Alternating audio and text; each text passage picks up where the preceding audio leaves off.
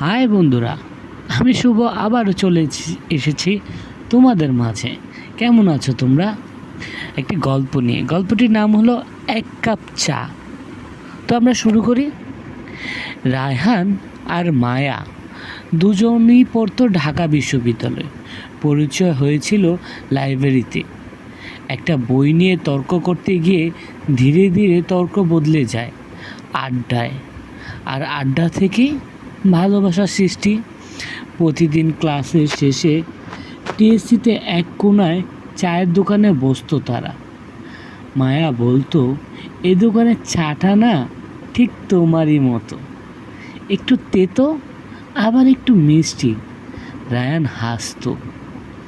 তো আমি মায়ার চোখ ছিল হাসি, ঠোঁটে ছিল অবিরাম ভালোবাসা। তবে সময় সব সময় মসৃণ থাকে না। রায়হানের পরিবার চায়নি সে মায়াকে বিয়ে করুক, কারণ সে ছিল এক সাধারণ পরিবারের মেয়ে। অনেক কষ্টে রায়হান বুঝিয়ে বলেছিল ভালোবাসার শ্রেণী হয় না। তবুও চাপ বাড়তেই থাকলো পরিবারে। একদিন মায়া নিজে থেকে হারিয়ে গেল, একটি চিঠি রেখে গেল তার জন্য। তোমার স্বপ্নে বাধা হতে চাই না আমি।